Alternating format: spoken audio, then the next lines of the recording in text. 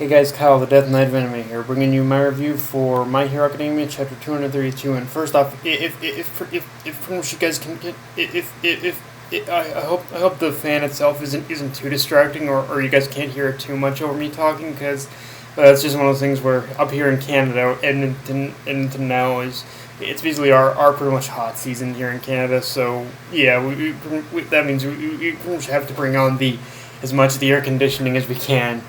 Yeah, because I definitely know I'm kind of I'm sweating bullets a little bit here, but yeah. Oh, and for anyone wondering as to why for anyone curious as to why the One Piece review or chapter didn't come out at all, from at least from the way I understand that, apparently with Ichiro Oda, he pretty much took it was kind of a bit of a spontaneous thing where he ended up taking a bit of a hiatus that really he didn't even plan himself. So yeah, I think that's the reason as to why we didn't get that's the way I understand it as to why we didn't get a One Piece chapter. But yeah, anyway, like I said, My Hero Academia chapter 232.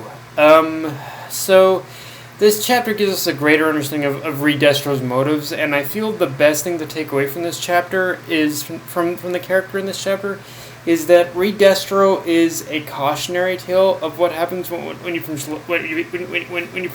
basically go and let yourself be consumed by basically your goals and ambitions. When that happens, you become so focused on achieving that goal that you end up doing or becoming almost the very thing almost the very thing you're pretty much fighting against. And in this case, with basically Re-Destro, his desire for freedom against society's limitations on quirk usage, and in this case, the desire for freedom against society's limitations on quirk usage that both Re-Destro and his father wanted, ended up turning the very organization they created for that purpose into arguably something worse than basically anything that this particular hero society has done. Because this chapter just brings full front that Re-Destro has lost sight of what the organization should do, what the organization should be doing over what it is doing now. Like with the organization, I feel like as a whole, like the concept of the Liberation Army and whatnot is a great idea. It had the potential in order to be a great force in order to change things, but unfortunately in the process of doing so, just with Re-Destro, he lost focus of what should be, what the Liberation Army's goal should be like where Re-Destro lost focus of the goal was assuming that from things are needing to be done by force, which again it's a slippery line, because on one hand I understand, but on the other hand, yeah, with force it isn't going to.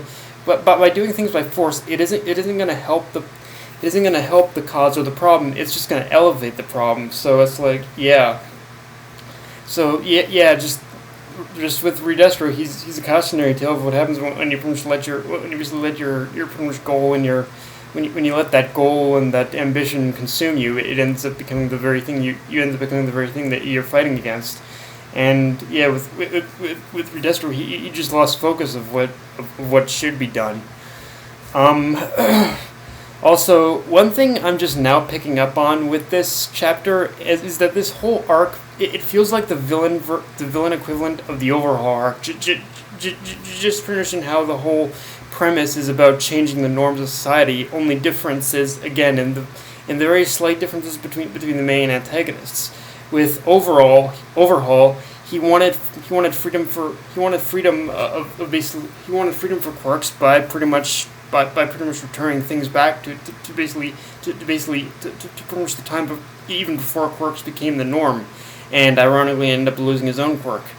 While with Re-Destro, he wants society to fully embrace quirks in an unrestricted manner, and in that process, again, turn the organization that represents that into something that'll actually force its ideals on society.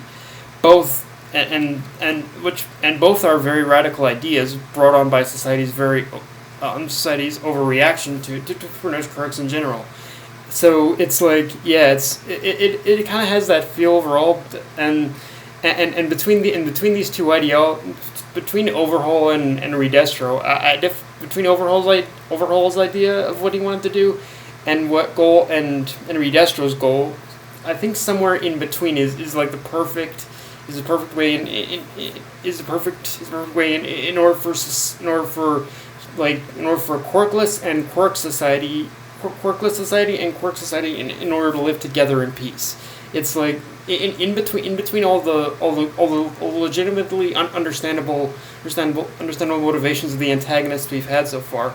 Somewhere in between here is something that pretty much can work and create a very peaceful society between quirks and non-quirk users. So, and between quirk users and those that don't have quirks. So yeah, it's like we're pretty much building on the fact that on this idea of peace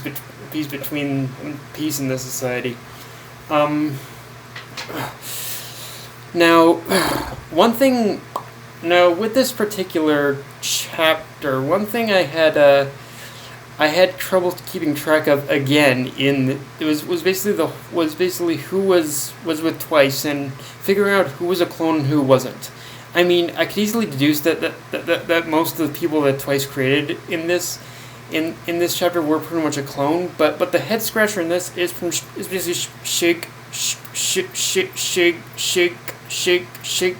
Shigaraki.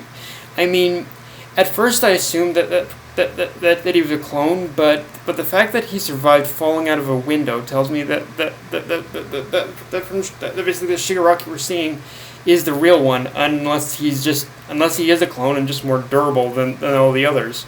But if that is the real one that Re-Destro is fighting, then my simple question is, where the hell did he even appear from? He just popped out of nowhere. Like, I think that's my biggest problem I'm having right now is that with certain details of the series right now, it almost seems like there's like just from only a couple of missing pieces of story here in order to connect everything lately. But yeah, again, I don't know if that's just something having to do with the story. It's with the just the narrative that Horikoshi's going for, or if he's legitimately, or if he's accidentally almost leaving story elements out. Like, I don't know what's going on, but it just in the narrative in the past couple of chapters, it feels like that there are pieces missing here almost or something, or things are just going too fast in order for me to like really kind of grasp as to okay, what's going on here. But yeah, with majority, like I said, with the majority of the people who are created, I know are clones. It's just from basically shake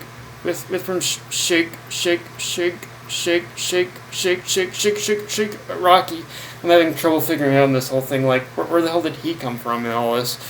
Because the last I saw him, he was with like Twice's clone army. So yeah, just where the hell did he come from? And now we also get Re-Destro's backstory in this chapter, and there was and I'll be honest, after seeing that backstory, there was actually a moment where I thought Re-Destro was basically the glowing baby who was the one who created quirks and gave the rise to quirks, and like the glowing baby from the first chapter, I mean. But and it's one of those things where we're based on this chapter, I'm not writing off the possibility of that with him being the glowing baby, but and if so, it would provide an interesting new perspective on the origin of quirks. But at the same time, just in the way it was presented, it's one of those things where there's an element here where I'm questioning it if it's true or just another origin story. So if Re-Destro is the glowing baby, I'm all for it. But if he isn't, then I'm like, eh. If he isn't, then I'm like, eh. Oh, okay, yeah, fine. Like, yeah, it's a little I don't know what brought that on, but yeah, that's kind of the mindset I'm going with. If it is the glow, if Re-Destro is the glowing baby, I'm all for it. If not, it is what it is, I guess. And we also get the review of Re-Destro's quirk in this chapter, which, and while I don't and the thing about Re-Destro's quirk in this chapter is that it doesn't have a name. The power itself doesn't have a name, but the power itself is to make his limbs, or at the very least his arm, larger, as well as make them stronger and cover them in like some kind of armor. Which, yeah, definitely has that hockey vibe to it. But overall, when it comes to Re-Destro's quirk, in general, his power to me is kind of underwhelming. I mean, I'm not going to undercut. I'm not going to undercut Re-Destro here. With Re-Destro's power, it is a powerful quirk, but at the same time, it feels more. Re-Destro's power, it feels like the kind of power you'd expect from basically someone who is basically like a lackey or subordinate, but not someone who's who's the head of an organization. I don't know. At least compared to all the other villains we've seen thus far, this quirk definitely feels like a downgrade somehow. But yeah, actually, I know why it's so underwhelming to me, because in a way I've seen that power with basically muscular before, so it's like, yeah, it feels like almost a copy or something like that. But yeah, guys, that's my review. If you enjoyed the video, like, comment, subscribe, follow me on Twitter, Facebook, and Crunchyroll. Death Knight of Anime, signing off. Later, guys.